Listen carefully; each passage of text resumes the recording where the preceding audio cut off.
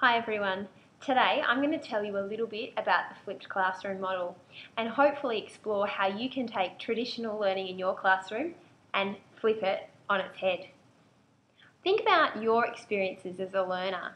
What are some of the more challenging aspects of being seated in a classroom or perhaps in a room like this and learning and taking away new skills and new knowledge? For me, something that's really hard is that when you're in the classroom, the teacher presents the ideas on the board and then they're gone. But with this model, we can actually relay content to students in a way that they have constant and ongoing access to.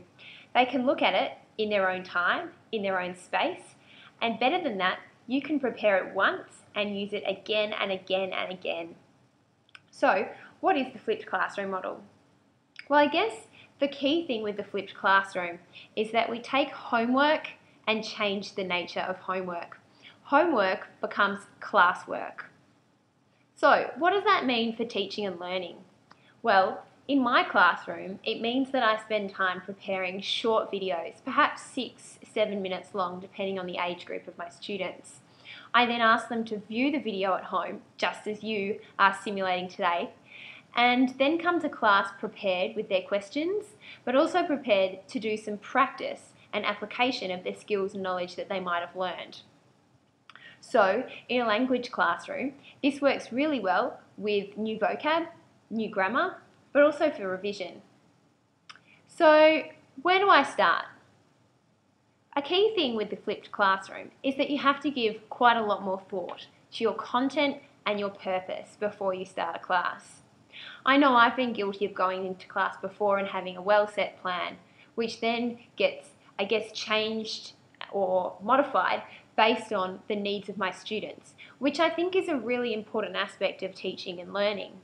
However, we all know that a key issue for us today as language teachers is number one, the lack of time that we feel we have to cover the course content. Secondly, it's also the fact that we get frustrated with students, the fact that they can't grasp concepts and we feel as if we revisit them again and again and again. I found that what the flipped classroom lets me do is create some content, store it online, and then direct my students back to that concept when it becomes problematic. This is great for them because they can watch and pause as they go. They can clarify, they can re-listen to different aspects of the explanation, and often will return to class with their questions in a more specific and concise manner. It's as if the students have taken some greater initiative in their learning and are then actually able to critically analyse what those gaps are and what the misconceptions are. So, how do we do this? As you can see here, I am on a Mac, and one of the programs that I like to use if I'm simply filming myself is the webcam, which is through Photo Booth. Basically, I talk to the screen, the webcam records, and then down here at the bottom you can see a few of the other videos that I've made. So that's option number one. Option number two, if I wanted to do what's called a screencast, is actually to use the QuickTime player. Now, what QuickTime does is when I go to File, I can select a new screen recording. That lets me track my mouse here on the page as I travel up and down. It lets me basically show what is happening on my screen and narrate it.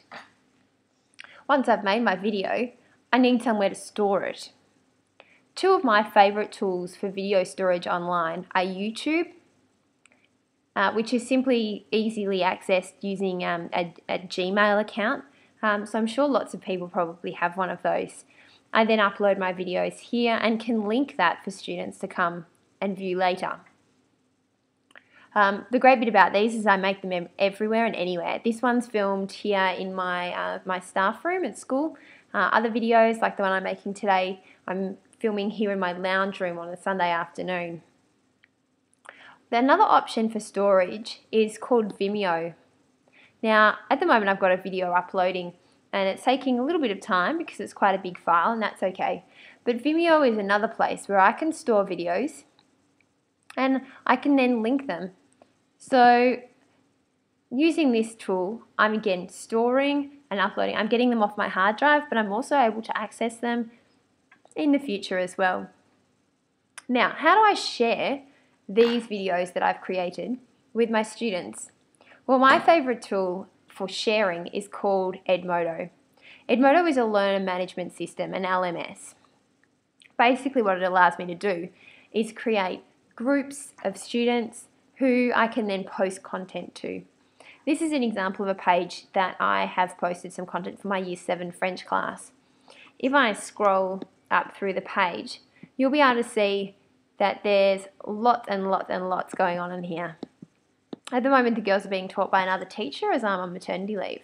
And you can see that teacher, Miss Miller, she's easily taken over the page and the students are continuing to interact on it.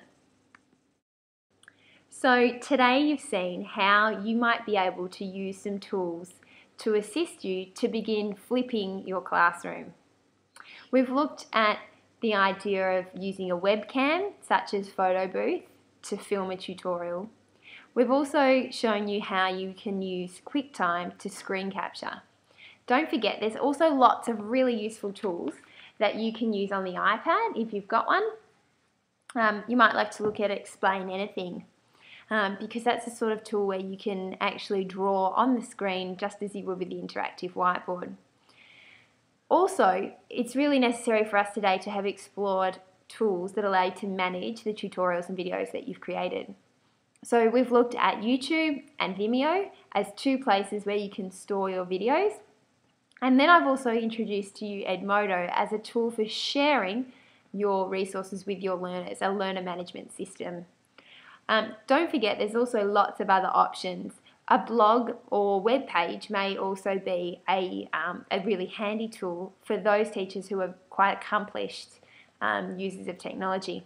But today I thought I'd just stick to those basics, and if you're willing and able to go a bit further and the next step is to have a web page, then go for it. Really with these things, the sky's the limit.